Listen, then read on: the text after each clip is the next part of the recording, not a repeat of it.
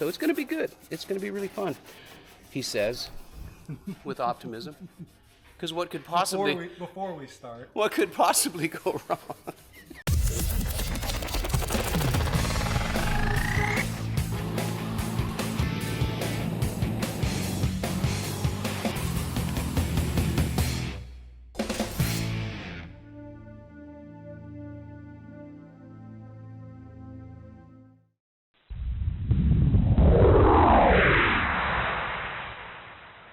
Hey, you're watching Paintucation by Kevin Tetz. I'm Kevin Tetz. We appreciate you being here, and if you haven't subscribed, I would appreciate it if you did. It helps us along the way. Camaro, there's a lot of stuff to do, but we have done so much on this car.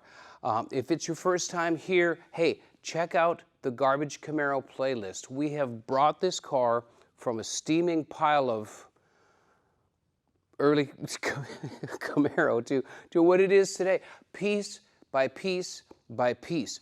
And it's a car with an engine and a transmission, no drive shaft. But we're, I've got a measure for that, and that's one of the loose ends. But we're getting there, man, and I read your comments, and I know that you guys want to see more Camaro content. And I gotta tell the truth, we're not doing Camaro content in this episode because I just got back from an international trip that I'm going to tell you about in a second. But what we are going to do next episode, I think it's going to be called Loose Ends, because there's so many loose ends on this car. We have this second-gen graveyard trunk support shock. That's got to go on. I've got to finish the front wiring for all the lights. I've got to finish the wiring in the trunk. I've got to finish the HVAC ducts. I've got to start on the body working. I've got some more insulation to do and looming on the wires. I don't have front brakes on it. I have rear brakes, but they're old drum brakes, and I want to upgrade to a disc brake kit. I've got to still rebuild the differential. My buddy Ian is going to help me rebuild the diff and get some, get an updated limited slip in it. Got to order my drive shaft. There's so many things that we've got to do. All the stuff that we've done, I've left loose ends all over the place. So there's a bunch of that stuff that I'm going to do and just run around like a fool and get some of that stuff done. And I'll carry you with me, including retrofitting this console. And the other thing is this. I got to make this thing run. Felt that they might have incorporated an adjustable seat back. The deep foam softness is nice when you first climb in, but after driving, and in high-speed cornering, we're driving. I've got to install a fuel tank from Precision Stainless, and it's gorgeous, and run fuel lines and things like that. So what I'm going to do, here's my diabolical plan, and this is something that I've done over the years. I'm going to have a friend fest. I'm going to get a bunch of my buddies here that are really great car builders, and we're going to maybe have some adult beverages and combine that with some car working and get a lot of stuff done and get this thing lit up. To be crystal clear, we do not mix adult beverages with car building. That happens after. It's going to happen down the road. It can't happen right now, but it will happen. So I want to thank you for your patience with this car and with what we're doing here. And we told you right from the start, YouTube is not our full-time thing. I love it. I really love doing these episodes, and at the end of the day, we're going to have a super nice car. We're going to have two super nice cars and a pretty cool truck. But one of the things that I do for a living is that I work with and for Auto Metal Direct, AMD. And AMD is a great partner. They help promote Paintucation, just as I'm their brand ambassador. And what is brand ambassador? I help get the word out about the quality of their parts. We do installation videos. I'm on the R&D board. We help develop new parts.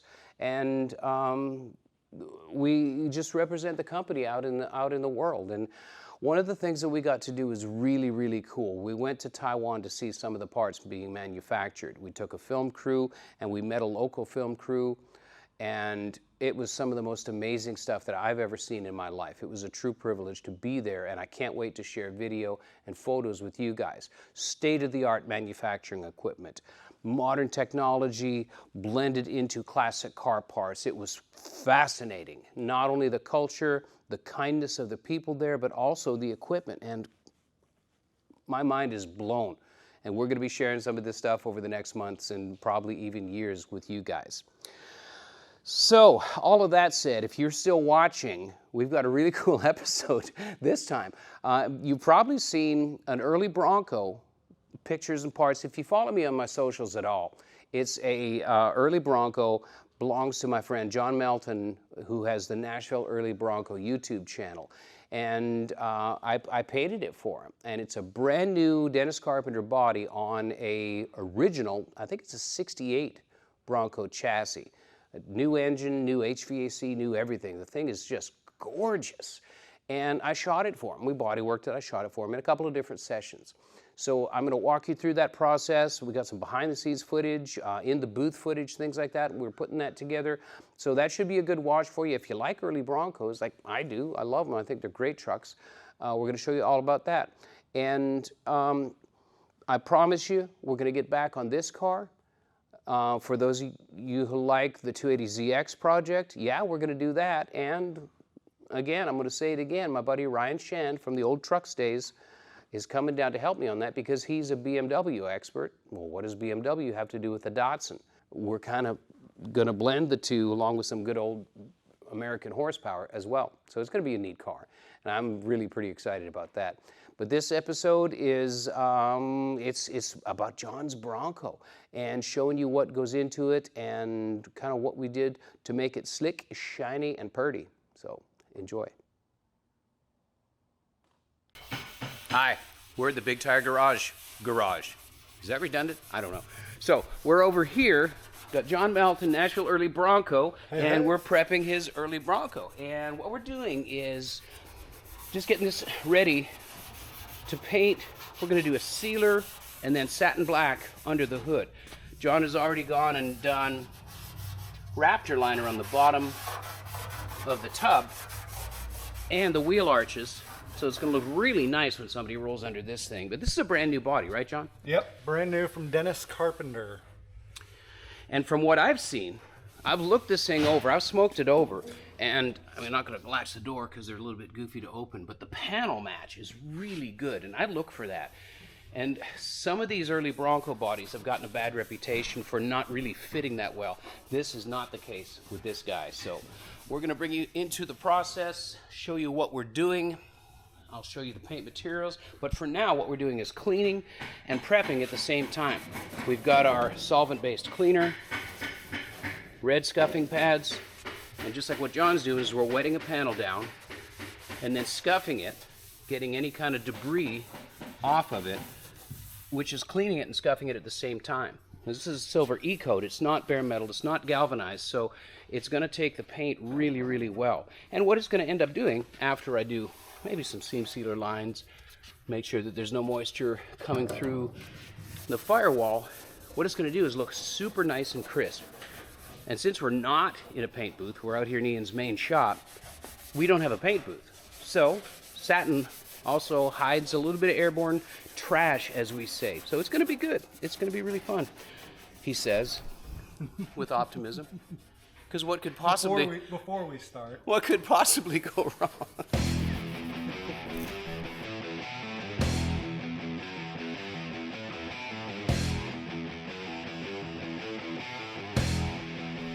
Now, you've seen me do this technique a bunch of times, and there was a ton of seams in this underhood area. Basically, you're using 3/4 inch masking tape on each side of the seam, adding the sealer, wiping it smooth, using a solvent to smooth it out. Then we masked up everything that we didn't want overspray on, except Ian's off-road rigs, and got it ready for spraying the sealer coat. Wiping everything down and then starting with a coat of epoxy sealer got me started on the first ground coat layer of this paint job.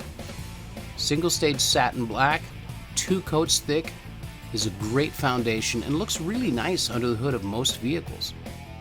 This is the same single stage satin black that I use on the garbage Camaro firewall and dash. For the exterior panels, the body was in really nice shape right out of the boxes, so I did some minimal surface prep, did a couple of coats of a high build primer surfacer, and then blocked it with 220 followed by 400. I dry sanded the panels to 400, washed them thoroughly, which was easy since they're on panel stands, and then I hung them up in the booth to spray. The color is boxwood green, which is original Bronco color. Of course, not done in lacquer, but it's Axalta base coat clear coat. It looks great, especially with the Wimbledon white two-tone on the grille and the bumper accents. There's another stripe that goes on, but Jon's going to put it on as a vinyl graphic. Hanging the panels like this gives me access to all of the sides and saves me from having to jam out the back sides and do a bunch of masking. This way, it's a complete paint job and looks really nice.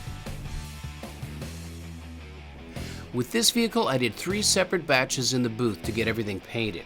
Even with a solid color like this, you've got to be really careful in painting with batches to make sure you get color match. There's a couple of ways you can do it. You can mix a whole lot of paint and draw from the same batch every time if you've got enough to paint all of these parts. Or you can do what I did and have a set of ground coat colors and a set of finish colors. So I did 2 coats of ground coat color and 1 finish coat. That 3rd finish coat came from the same batch on every single part. That way when I reassembled the vehicle, it all matched. For the clear, I'm using 3 coats of a high solids Nason clear. It's a really nice product, sprays great, and looks great after it's all dried out and cured.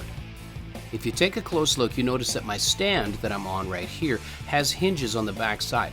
That allows me to paint the top and bottom of a hood panel and get a nice factory appearance without any tape lines, and more importantly, without setting the hood on its head or upside down, risking damage on some folding stands in order to get the paint job all the way around it.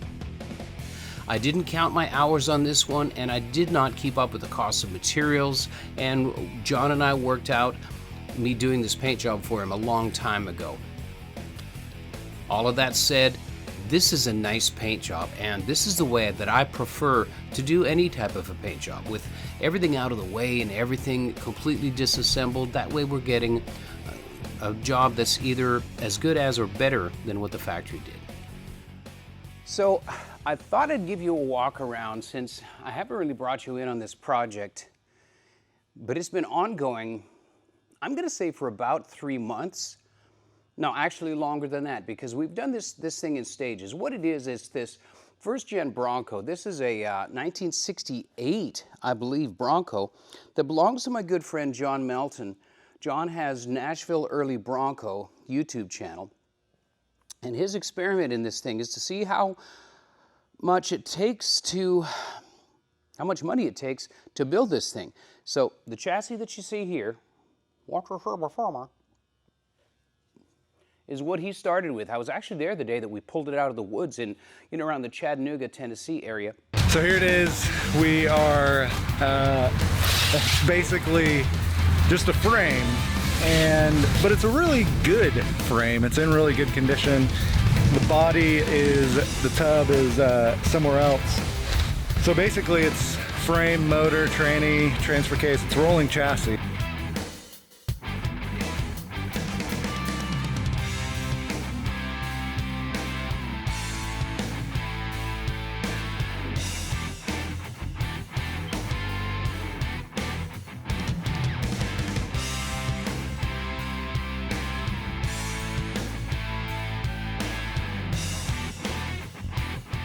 So we got a chassis, a VIN, and a clapped-out engine.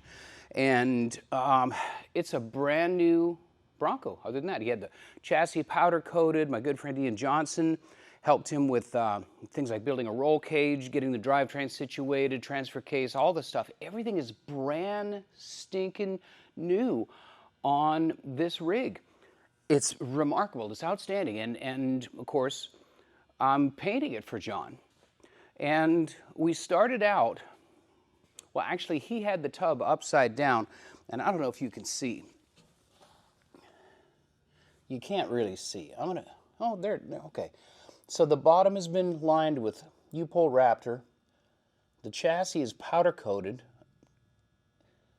It's just brand new. Everything is new. New stainless steel brake lines, Bilstein shocks. Everything is brand new. He's even got the fancy-dancy amp research running boards. So Jon actually did that. I didn't do the Raptor under the tub. What I did is, while I was over at Ian's shop, I did epoxy and then satin black in the aprons so he could go ahead and drop the tub on the chassis and go ahead and plumb and wire everything. And actually the top of the cowling here was satin black as well, but then Jon decided he wanted that body color, and I agree with him. It looks kind of cool. It's going to be a neat little sort of a pop underneath when you open the hood up. So from there, he spent months wiring everything, getting it dialed in. It's a Edelbrock ProFlow EFI throttle body, and I think it's a Windsor-based small block. I believe it's an ATK crate engine. So I'm just going to walk you around what I've done so far. The first thing I painted on it, other than the aprons in the satin black, and it's just Eastwood Hot Rod black. The dash is actually single-stage urethane. It's Nason single-stage urethane, and the color is Wimbledon white, typical Ford color combination, and particularly beautiful with the boxwood green, which is it's a Bronco color. And again, I did the Raptor liner in here in the tub. Of course, it's going to get upholstered, but underneath, it's, you know, there's no expense spared on this thing. The body itself is brand new. I believe it's a Dennis Carpenter body. And I had to do a little bit of priming and blocking right here, right where the spot welds were that hold this two-piece quarter panel together. Was pulled in just a little bit. So we wiped it, primed it, blocked it out, things like that. The reason it's completely exploded is this, right here. There's no overspray, there's no transition line, all that kind of stuff. I really hope Jon doesn't scratch it when he puts it back together again. But it looks stunning, and he's gone the extra mile and gotten the billet AC vents. It does have a vintage air HVAC unit in it, and I don't know what interior he's going to use, but this is not it. It's going to be an interior kit. It is a base coat, clear coat system. The reason we went base clear on it is because of this. I use single stage on the dash, base coat, clear coat here. This is the grille. This is a neat look. It's a two-tone, and it's what the factory did. So we've got two-tone Wimbledon white and green, super gorgeous, and I went the extra mile and two-toned it on the backside too, because you can see some of this stuff when you open the hood. And there's no stone unturned on this vehicle, so I didn't want any stones unturned, whatever. Anyway, whatever that means. I wanted it nice. So did all of that. Tailgate, we body worked a little bit of this stuff. We had it assembled, mocked up, and body worked it. The body panels, I have to say, are in really nice condition, and I had to do almost no body work on this thing. Panel fit is excellent. That's passenger door, driver's door, and this hasn't been polished. This is straight off the gun. We painted it with everything hung, and you're going to be seeing still pictures right about now. Maybe some video, I don't know. But, you know, we body worked a little bit of this and mocked it up to the grill and made sure that our gaps are good in the hood. And so I'm going to show you a couple little details here. So under the hood, you can see its body color and it's shiny. I painted this hood the same time, everything, which is kind of a chore because you're down on your knees looking straight up in the air with this, with the hood extended up. This stand I got a long time ago. Now take a look at this stand. You can make this stand quite easily. It's just basically a square pattern. Back here, here's the magic. This is just a door hinge, you know?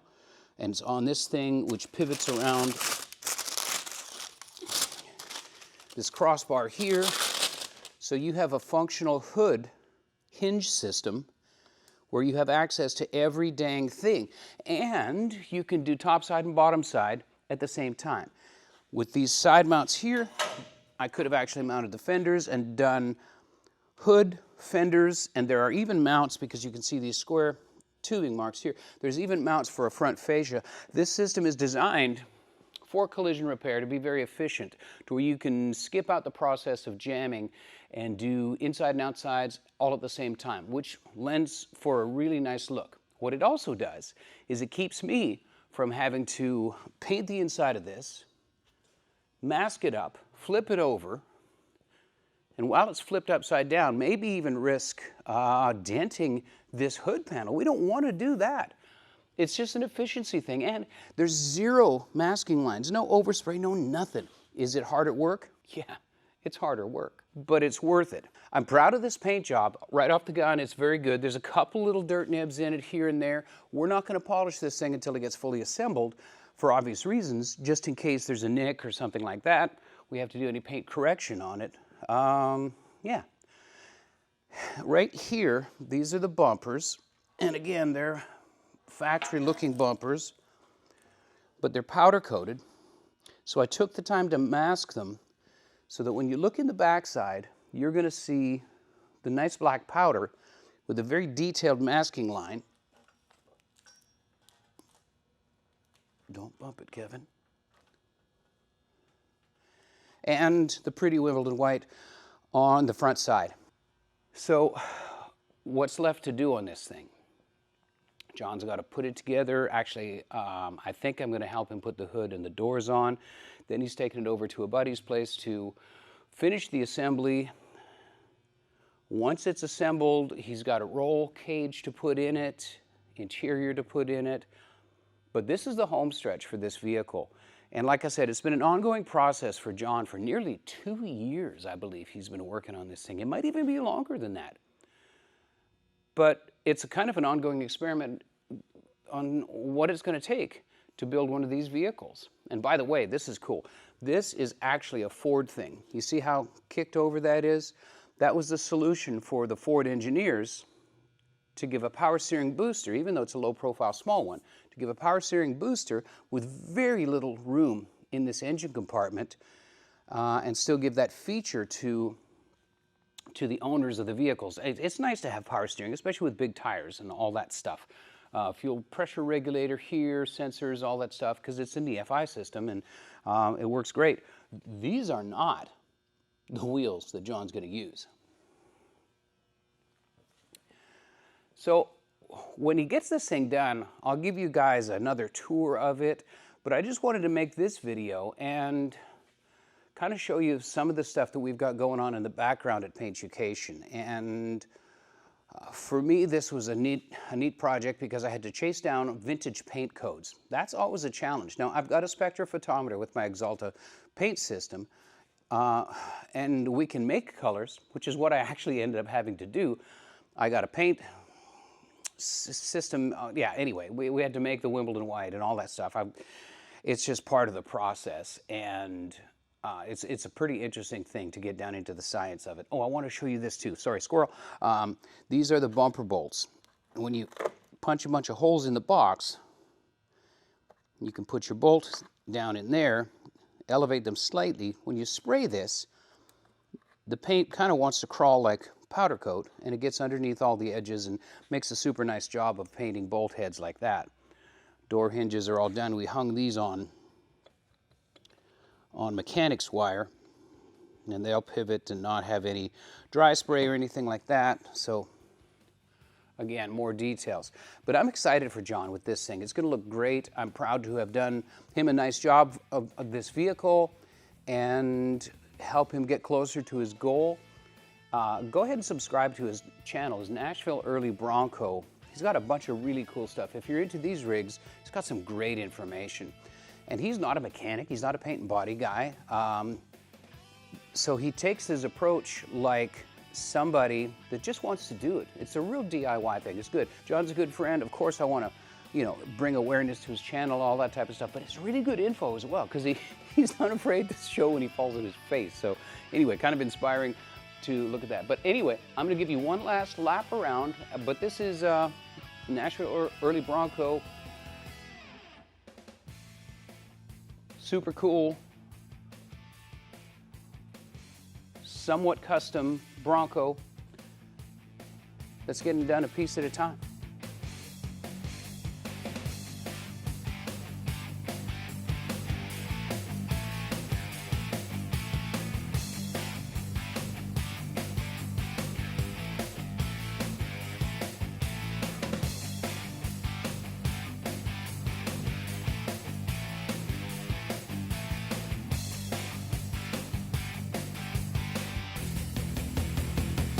So I hope you enjoyed that. The Bronco is actually off being assembled right now, and Jon has promised me some seat time. I get to drive the thing, and I'm excited about that, and we'll bring you along with us. As well as, you know, maybe if we polish it or something like that, there's some good tech there. In the meantime, I'm going to be planning projects here, getting some stuff done. We will bring you into this car just as soon as we can. It's coming real soon. Thanks for your patience. Thanks for watching. Thanks for subscribing. And thanks for being a part of this crazy experiment.